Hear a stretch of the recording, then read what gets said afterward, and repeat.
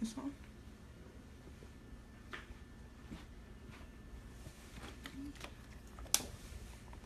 Let me see here.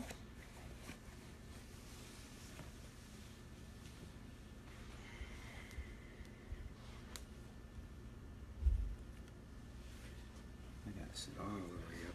Okay, that's fine. To match you. Let's make sure. See if y'all could see us.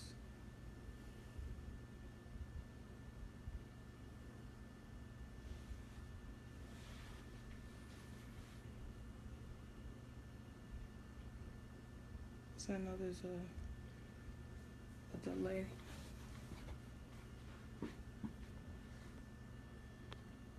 Okay, I can see you, so. You cool? Yeah.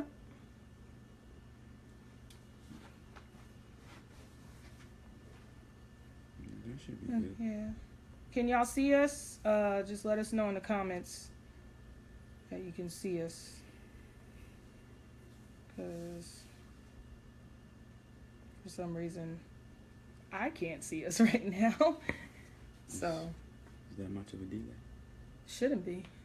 But, just waiting to see. All right. There we go. All right. Okay. All right, I seen Will get on. Will, can you see us? Can you let us know in the comments somewhere? But I think we're good. So we'll go ahead and get started.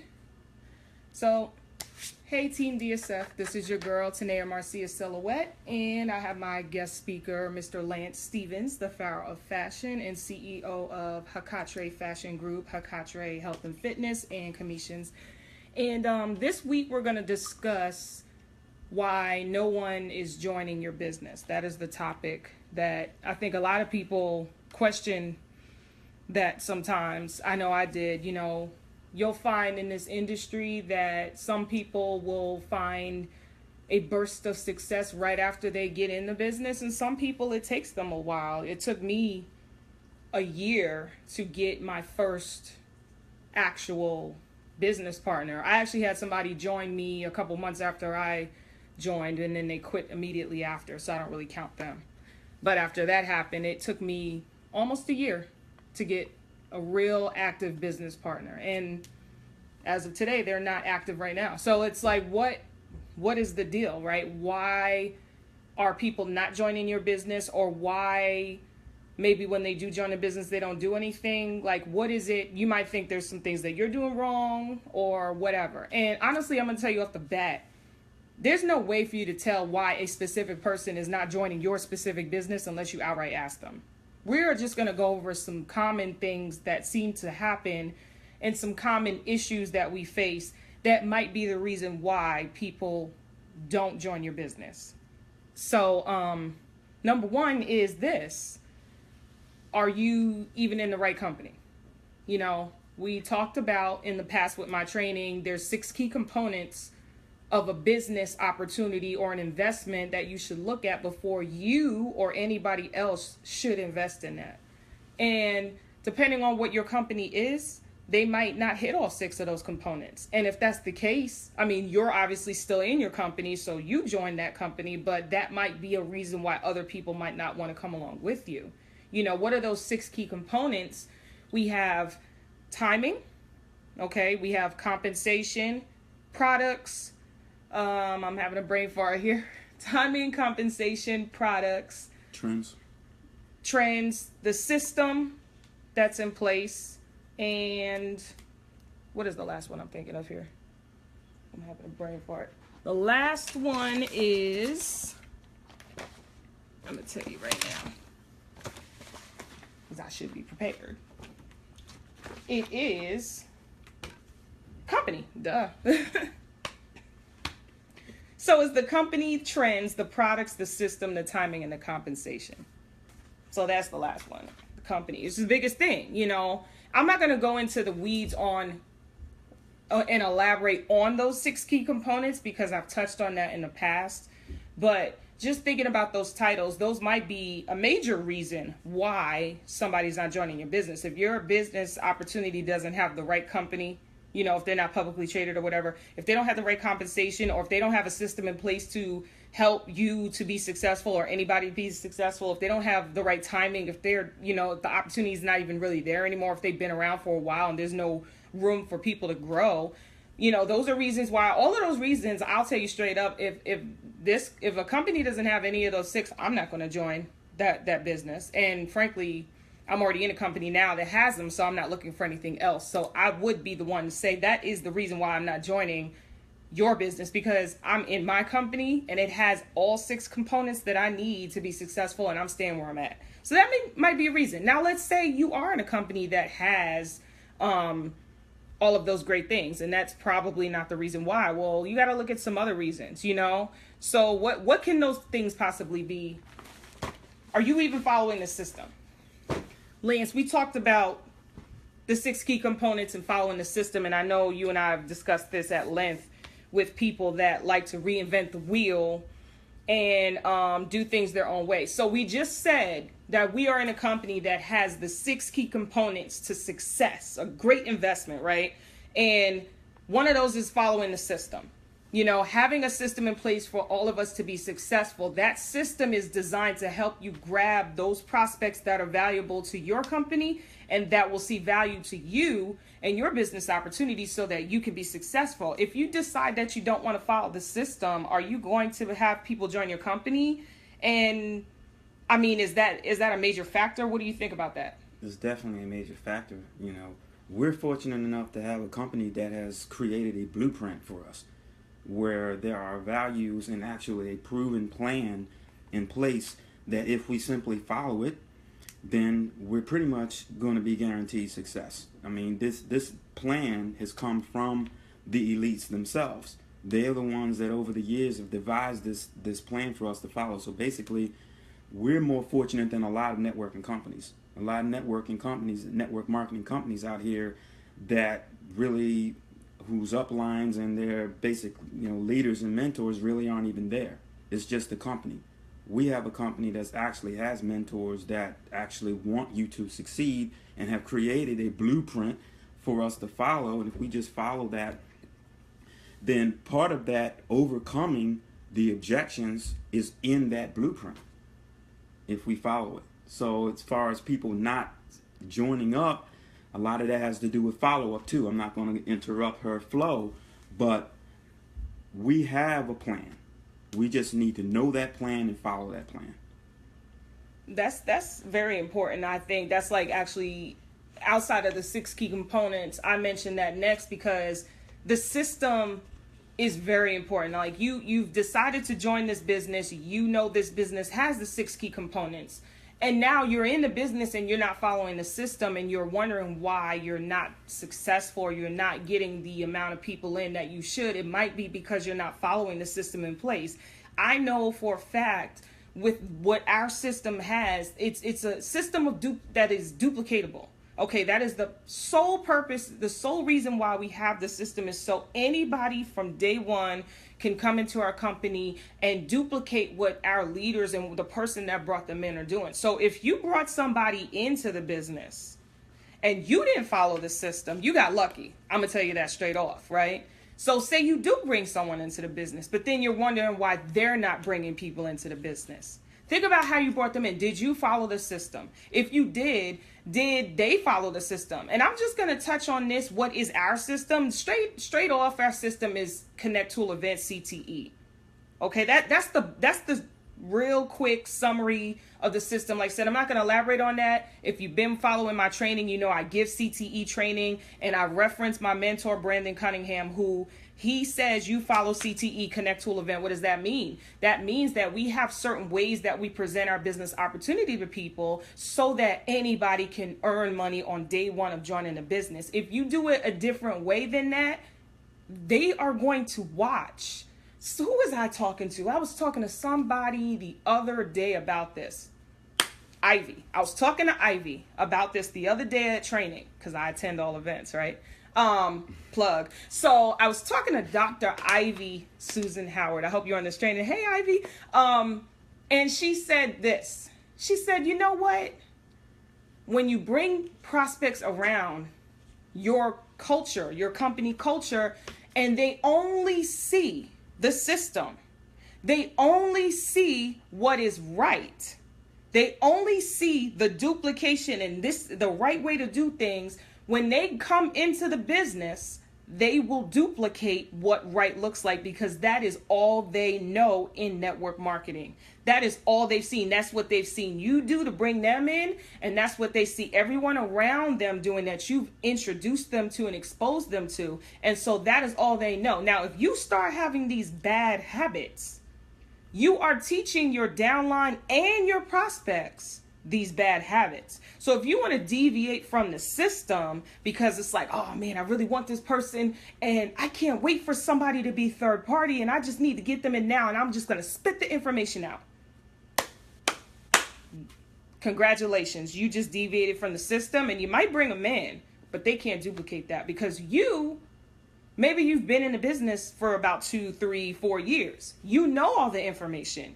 You have transitioned to become a leader in the company, which if you are a leader in the company, you should know better than not to do that. But I digress. Say you did it. Now, when they have a prospect that is impatient and wants the information now and wants you to do it their way to accommodate them, they're going to deviate from the system and do it that way too. But guess what? They're new. They don't know anything. So they're going to stutter. They're going to put out wrong information. They're going to say something that is not correct, that is going to probably get that prospect, give them a red flag. Like, man, 1, do I have to learn all this now?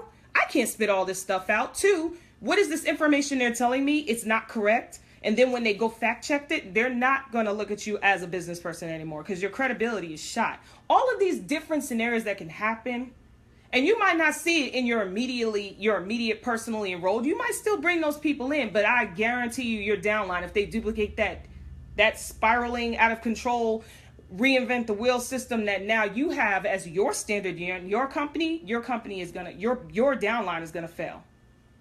You might be great. You might be the best enroller ever.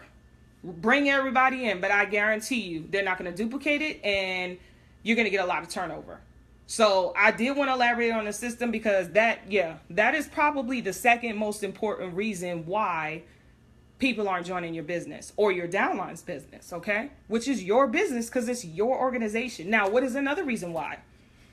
Does your prospect truly understand what your business is? Well, that goes back to the CTE, right, Lance? You know, we want to make sure that we educate people on what our opportunity is the right way. And especially if you're in our company that is highly, highly based on science and new technology and all of these things that are very, very, very specific and granular and frankly overwhelming to hear for the first time if you never knew anything about it. So with that being said, once again, are you spitting that out yourself? Are they getting the education the proper way they should? And are you overwhelming them with information?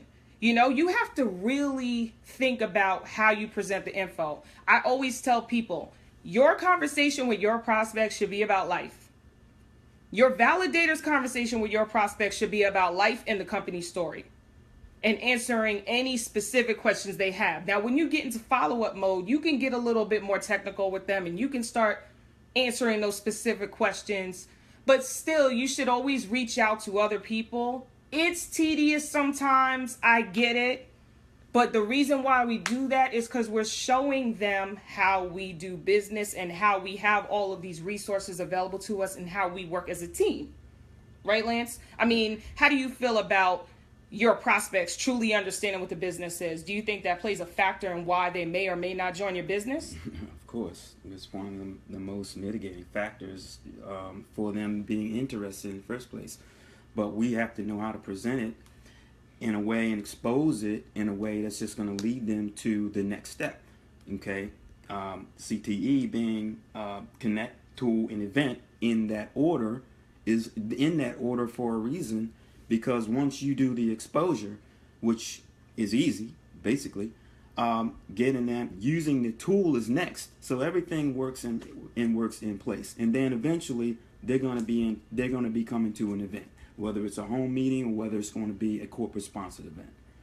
So just follow the CTE, the connect, tool, and event with that initial exposure, and just keep following and not make up new rules. Just do what what is in line next. And that's how I got most of my prospects that are interested, is just by following that. Okay, that's good. And I definitely agree. There's a running theme here if you guys aren't paying attention. So listen to what he's saying. Now I'm going to switch it a little bit and go into a little bit more personal reasons. Another reason why I'm noticing people might not join your business, or maybe they do join and they regret it, is what kind of business person are you? With anything that we give our time, money, and interest into, it has to have value to us. We are not disputing whether or not your company is a valuable company, only you know that. But at the end of the day, it doesn't really matter what you think. It matters what your prospect thinks. Your prospect has to decide for themselves whether or not what you are presenting to them is valuable enough for them to even care. What do I mean by that? I mean, first of all, the opportunity itself. Is that a valuable thing to them? If it is, awesome. That means you're in a good company, right? I hope. But also, what about your team? Does your team create value? What if the business opportunity is everything that your prospect's been looking for, but they don't want to join your business because they don't want to be on your team?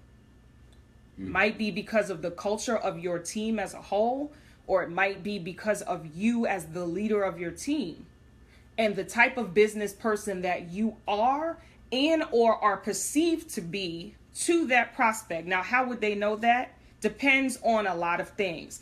It depends on, one, how do they know you? Okay, if they've known you in the past, and this is also the part of the prospect's responsibility to be a mature person.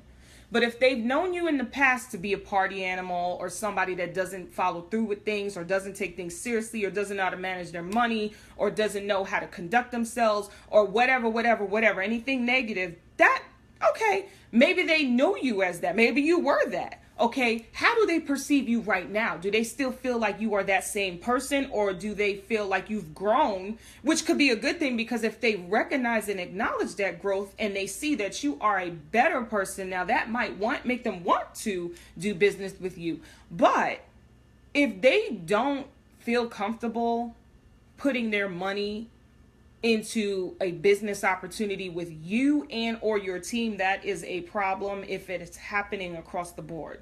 We can't control what one person thinks about you. They might be a hater.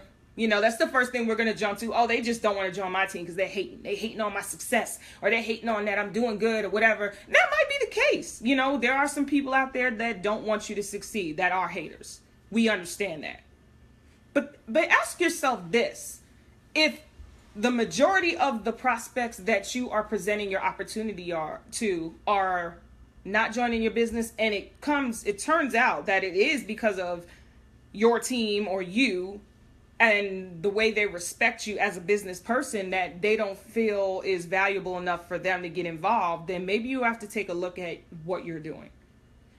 Okay? And that goes into how are you perceived by your database, because if you know that you always present yourself in a professional manner, if you know that you are holding your team to a certain standard where they do the same, or you don't tolerate BS, where you make sure that you are approachable, but you're professional, but you're still fun, you have that balance. Just like most people that go to work, they know there's the work me and then there's the fun me. And maybe there's two of you, or maybe you're the same way you are at work as you are at home. We're not saying walk around and be stiff, but we're saying if you have to change yourself so much and put on a facade just to make yourself look good, then that's not a good thing. It should be something natural, because you best believe your database is not just the people you go to work with. Your database are the people that you do go out drinking with, partying with, and all of that. This is something that I had to learn over time, because I had a lot of anger issues. And, sometimes when I'm in public, I would say some things out loud like, oh, this is crap, and I'd scream it. And one of my business partners told me, actually my mentor, Brandon Evans, he said, you might not want to scream so loud that you're frustrated right now, but I understand you are frustrated about something, but there's people that are watching you, and it just is not a good look for you. And I had to be aware of that, and I had to fix that because yeah, there were other business partners around, but most importantly, there were prospects around that might have wanted to approach me and probably didn't because they said, man, that's an angry woman right there. I don't want to be on her team. So that's just something that you have to think about. Or, social media is the same thing, and I'll elaborate on that in future training. But long story short, we have our business pages and we have our personal pages. But even on your personal pages, your personal page has your database. So most people that opt in to look at your business page are people that are already interested in your business, or they're maybe going to just support you, or they're already a business partner of yours. But your personal page is where your majority of your database is. And they might not want to join your business if you always posting crazy stuff on your personal page, just because it's a turnoff. We're not saying that your page is not yours anymore. Do what you do. Do what your money can handle. But just understand that every version of you that you put out in all of these different platforms may affect how people perceive you as a business person and as an entrepreneur, and that may affect whether or not they want to put their money into something with you, and whether or not they want you to be a leader for them to help them grow their business. Do you want to touch on that a little bit, Lance? Well, I mean, we're always kind of told always be exposing, right? Right. But guess what? We're exposing even when we're not thinking we're exposing. We're exposing when we're on social media. We're exposing on our profile pages. We're exposing on the things that we comment on and interact with on social media. We're actually exposing ourselves. So what's next? Exposing the business. So we have to watch what we're doing on social media. And I'm kind of guilty of that too. I usually like a lot of controversial topics and so forth. But after joining LifeVantage and realizing that this network marketing platform also touches onto Facebook and Instagram and all, I had to tone a lot of that down because it's not a good look to a lot of people. When you're talking about things that are not professional and business oriented. So yes, we are always exposing, and we need to always be mindful of how we're conducting ourselves online, okay, as well, because all of that is business. We have to remember, we are the CEOs of our own business. We are running our business on all platforms, on whatever we're touching on. We're on Facebook, we're still that CEO of our own business. People see that, and people are watching. People are sitting back and watching us as to how we're conducting ourselves. So we have to be mindful of that. I agree. And like I said, that's something that I had to learn over time. I always tell people from what I was taught that your first year in network marketing is training. That's when you learn what to do and what not to do. And it's, a lot of things that we all will learn similar. And then there's specific things in our lifestyles that we will have to adjust over time as they pop up in our lives that are unique to our own experiences that you're going to learn the hard way. That's the long story short. And that goes into the last thing I want to talk about, because we looked at different factors of why people don't join your business. So how do you brand yourself so that your business is valuable to make people want to join it? Well, here's the first thing I'm going to say on how to brand yourself. You need to actually have a business, right? So we already know you're in the business. We know that. Lance and I know that. But guess what? How many of your database actually knows that you are even an entrepreneur or CEO of a business if you don't do anything with your business? So what does that mean? Once again, following the system CTE. What is the first part of that? Connect, which has an invite inside of it. If you're not sharing your business opportunity with people, then they're not going to know you're in the business. Okay. So if you join the business and you're sitting here thinking, oh my God, I don't know why I'm not making money, but you haven't exposed the business opportunity to anybody. And if you did, you didn't get them to a tool, or you might have not got them to a third party event. And if we're your upline, we know because, we know who you asked to validate. If you haven't asked anybody to validate for you, then you're not getting anybody to third party because you probably are trying to be your own third party. Right. So those are some things that you need to go back to the basics and start doing your connects, your tools, your events, exposing your business opportunity to people. And then with that being said, creating events to get people to. All right. You need to invite somebody to a third party event. Well, you need to host those events so you have something to invite them to. Don't just show up at other people's events, because if your prospect starts following you around and seeing what you're doing, they're going to ask, like, why are all these other people hosting events, but you never host your own? You know, what are you doing for your business? Does that mean that I don't have to host events? So once again, that's that duplication on a positive side and on a negative side. It can affect your business. So if you're not hosting your own events, and that could be a call, a launch call, a home meeting, or whatever it is, something to invite your prospects to get the company's story from a validator, third party, then they're not going to know you're taking your business seriously, because they're going to be like, man, all you do is sit around and post on Facebook about other stuff and you're making all this money. That's awesome. Like, yo, real talk. If there was a business opportunity like that, I'd be in it.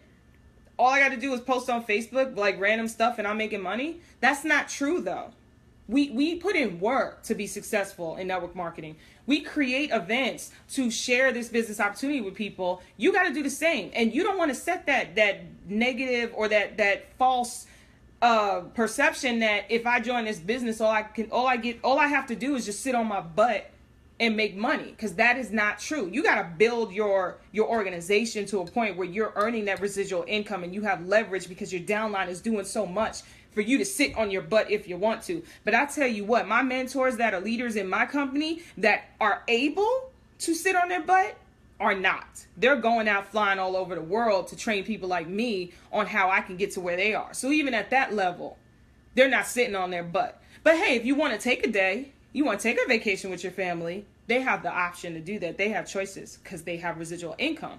So you need to brand yourself properly by showing consistency.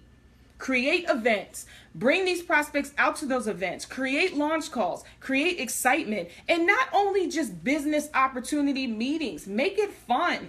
Do some events that have nothing to do with your company story and invite your prospects to that, but bring your business partners so they can get to know who they would be dealing with if they were to join your business. I've done bowling events. I've done movie events. You know, Lance did a business opportunity event, but it was tied to a party for the holidays. Be creative, because that is what's going to make people like, okay, well, it sounded boring when you said that I had to go to this meeting or this training, but I'll go to bowling. I'll do that. And then you get them to the information, and then they're like, this is what you wanted me to know? Oh my God, I would have came sooner if I knew it was this, but I didn't know because it didn't have value. But sometimes those fun events have more value than the business opportunity that's going to make them money, because they're not thinking like that right now. You know, you are a business person. That's why you're on this training. You're thinking about money and how to, you know, make a better life for yourself. Other people are still in an employee mindset, and they're like, I need money and I'm complaining. And that's why you want to share this opportunity with me. But I don't want to sit in for a meeting. I don't got time for that, because they don't see the big picture and they don't know how amazing your business is, because they haven't gotten a third party yet. And even if they have gotten a third party, they probably don't understand what it is that they just heard. And you got to do your follow-up. And it takes about 6 before they come to a decision. And the best thing is when they finally make a decision. I don't even care what the decision is. Yes, no. Just come to a decision, please. You know, because we all are busy. Okay, don't waste our time. If you are creating this fear in them where they can't be honest with you, that's another thing. Maybe they want to join, but they don't know how to ask you questions. Maybe they want to find more info, but they feel like they're bothering you. You got to know your prospects, okay? You got to connect with them on a regular basis and find out what concerns need to be resolved, and let them know, look, I am a professional, so I'm going to directly ask you about this business. But maybe like every 5 connects, I'm not going to ask. Like every I'm going to probably ask you once, then I'm going to talk about your family, and then I'm going to talk about your family again, and then I'm going to talk about your school, and I'm going to talk about this, and then the next time I talk to you, then I'm going to talk about the business again. You know, you got to let them know that you care about them, all right, before you care about their money. You got to care about them, okay? You might have all intentions in the world to help them grow their business and all that, but when they hear you pinging them, they're thinking she just wants my money. She's trying to make money off of me, okay? What is that quote? People don't know. People don't care to know. What is it? Care how much you know until they know that you how care. much you care. That's what I'm talking about. So brand yourself properly as a professional, as somebody that cares, and as somebody who is about their business, okay? Because I'm not going to join your business opportunity if I don't feel like I'm going to get any value out of you leading me to success, okay? Especially now that I'm in network marketing and I'm a leader in my company. Why would I join your business opportunity? Why would I do business with you anyway? Now that I'm so busy with my business and my son's business and helping my downline, why? What is the value in it? You got to tell me that, or have your validator explain it to me. Is there anything you want to add to that, Lance, before we close it out? Basically, we have some of the best tools in the business for this. LifeVantage is a network marketing global giant. They have everything in place, all the tools in place. Our primary objective is to get the exposures and the invites so that we can get them to a tool. Whether that tool is a third-party call, whether that tool is a webinar, whether that tool is LV Move on your phone app. I just sent one of my managers at work. I put her on, and I couldn't believe she just got back to me and just said, "Hey, I like the videos." That's something you can set and forget. That's an amazing tool that we can use right there. We got tools. We got some of the best tools and the best technology. All we need to do is focus on our primary objectives. Primary objective is exposures, invites, and get to the tool portion after that. Follow it, CTE. And remember, whatever company you're in, get with your mentor and find out what tools they have in place, because it might be different. So just know why you're doing this, and know that if you wouldn't join yourself, that's a problem. Sit back and think about that for a minute and take a look at how you do business, and think about the good habits you have and your bad habits. Are you following the core habits? Would you put your money into your business for you to be your mentor today? And if you can't automatically say yes, then you have a problem, and you need to find out what that problem is and fix it, because that's real talk. And it's going to be ugly, but that's what you have to do, because that's the only way you're going to grow. So this is your girl, Tanaya-Marcia Silhouette, and our guest speaker, Mr. Lance Stevens, the Pharaoh of Fashion. And this is your Team DSF weekly business training. We'll talk to you next week. Happy holidays. Peace. Peace.